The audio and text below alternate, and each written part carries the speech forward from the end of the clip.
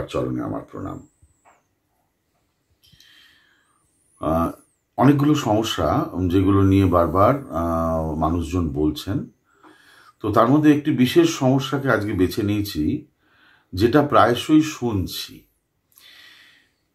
যারা আর কি রোগে ভুগছেন, শারীরিক রোগে, বহু রকমের শারীরিক রোগ, যে কোনো ধরনের শারীরিক রোগে দীর্ঘদিন ভুগছেন এবং বছরের পর বছর, মাসের পর মাস চিকিৎসকের পরামর্শ অনুযায়ী সব কিছু চলছে, ওষুধপত্র, কেউ তার মধ্যে হসপিটাল ঘুরে এসছেন, তারপরেও চিকিৎসকের পরামর্শ অনুযায়ী তার জীবনশৈলী চলছে, কিন্তু তবুও ঠিক মতো যেন মানে শরীরের যেটা মানে আরাম পাওয়া সেইটা আর মানে হয়ে উঠছে না।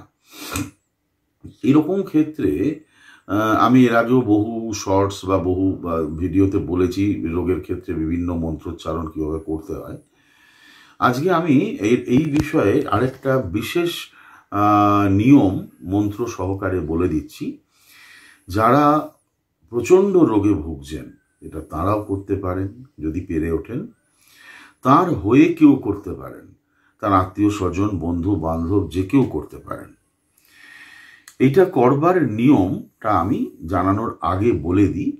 এই মন্ত্রটি হয়তো অনেকে জানেন, কিন্তু গান হিসেবে শুনে থাকাটাই বেশি ব্যাপার, কিন্তু আমি মন্ত্রটি চ্যান্ট করে বুঝিয়ে দিচ্ছি একবার মন্ত্রকে বলে। আপনারা যখন মন্ত্রকে জপ করবেন তখন এই চ্যান্ট করেই করবেন, গান করে করতে যাবেন না, কারণ এই মন্ত্রটি তারার মন্ত্র। কিন্তু আমাদের এই তারা তন্ত্রের বিশেষত্ব হলো, এই তারা দেবী তো খুব সার্বজনীন, মানে আমাদের দেশেও যেরকম মা তারার প্রভাব প্রচুর, তেমনি একই অন্তত গৌরবঙ্গে তো প্রচুর মা তারার প্রভাব, একই সঙ্গে তারা দেবীর বিরাট প্রভাব বৌদ্ধ তন্ত্রে রয়েছে। আপনি তিব্বত বা যে সমস্ত বৌদ্ধ সন্ন্যাসীরা যেখানে সাধনা করেন, সেখানেও দেবী হিসেবে তারার ভূমিকা খুব অগ্রগণ্য জায়গায় আছে। আমরা প্রধানত অষ্টতারার কথা বলি, কিন্তু বৌদ্ধ তন্ত্রে 21টি তারার কথা উল্লেখ করা হয়েছে। এই 21টি তারার কথা আমাদের শাস্ত্রেও আছে উল্লেখ, কিন্তু সেটা আমরা খুব একটা সেই বিষয়টা নিয়ে মাথা ঘামাই না।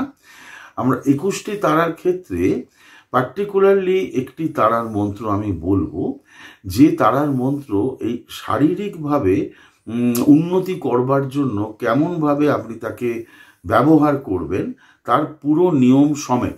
বেশিরভাগ জায়গাতে আপনি হয়তো এই মন্ত্রটা পাবেন। এখন তো ইন্টারনেটের যুগে তো মন্ত্র পাওয়া কোনো বিষয় নয়, আর এর বাইরে তো বইয়ের দোকান, কলেজ স্ট্রিট মার্কেট সবই আছে যেখানে মন্ত্রের ছড়াছড়ি। কিন্তু মন্ত্রের প্রধান ফ্যাক্টর মন্ত্রের নিয়মাবলী। এই বিশেষ মন্ত্রটি যারা করবেন, রোগী নিজে করতে পারেন অথবা তার হয়ে কেউ করতে পারেন। এই মন্ত্রটি করবেন দক্ষিণে মুখ করে, দক্ষিণ দিকে মুখ করে এই মন্ত্রটি উচ্চারণ করবেন।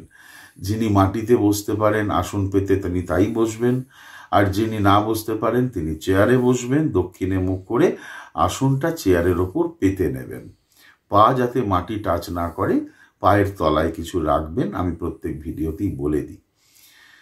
পোশাকের রং হবে হালকা, যতটা হালকা হওয়া সম্ভব ততটা।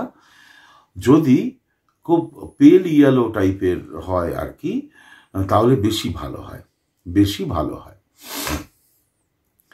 সঙ্গে আপনার কয়েকটি বস্তু লাগবে। তার মধ্যে প্রধান বস্তু হচ্ছে যে কোনো সাদা মিষ্টি, সেটা সন্দেশ হলে ভালো হয়, নাও যদি পান তাহলে নকুলদানা, সেও তো সাদা, তাই দিয়েও কাজ চলবে। আপনি সেটা একটা পাত্রে রাখবেন। এবার এটার একটা পরিমাণ আছে, পরিমাণ হচ্ছে 3টি।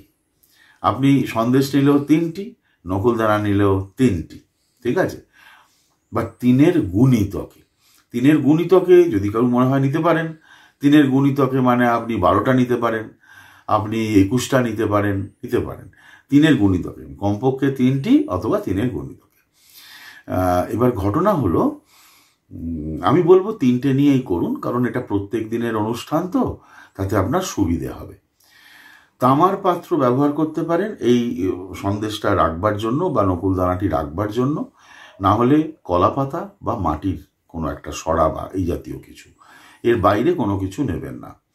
কাঁসা, রূপো, সোনা কিচ্ছু নেবেন না। এটা নেবেন, একটু জল নেবেন সামান্য একটা গ্লাসে করে, সেটাও তামার গ্লাস হলে ভালো হয়।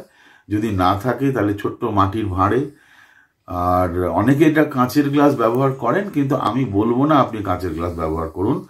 আপনি নয় মাটির ভাঁড় ব্যবহার করুন, আর নয় একটা ছোট্ট তামার গ্লাস নিয়ে নেবেন। খুবই ছোট ছোট তামার গ্লাস পাওয়া যায়, তার মধ্যে একটু জল দেবেন।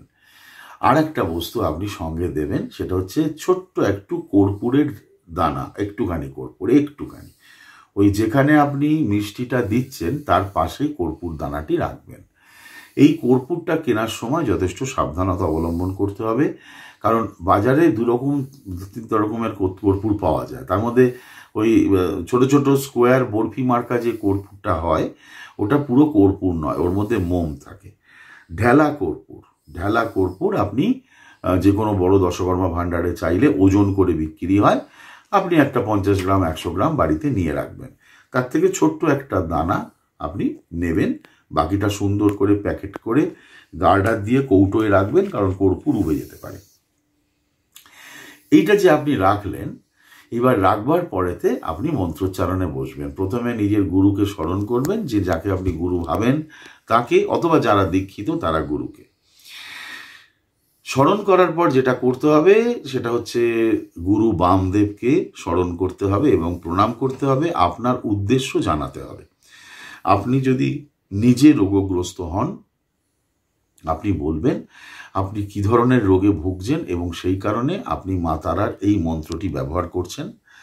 আর যদি আপনি অন্যের জন্য করেন, তাহলে যার জন্য করবেন তার নাম উল্লেখ করবেন, উল্লেখ করে বলবেন সে এই ধরনের রোগে ভুগছে, তার থেকে যাতে সে পরিত্রাণ পায়, তাতে শরীরের আরোগ্য হয়, সেই কারণে আমি এই মন্ত্র উচ্চারণ করব। গুরু বামদেবের কাছে প্রার্থনা করবেন এবং নিজের গুরুর কাছে প্রার্থনা করবেন আরোগ্য লাভের জন্য। এবার মা তারাকে প্রণাম করবেন, করে আপনি এই মন্ত্রোচ্চারণ শুরু করবেন। মন্ত্রটি খুব ভালো করে শুনবেন। মন্ত্রটি অনেকটা বড়, আমি কেটে কেটে আস্তে করে বলবো। সেই মন্ত্রকে বারবার আপনি রিভিউ করে করে চালিয়ে চালিয়ে দেখে নেবেন।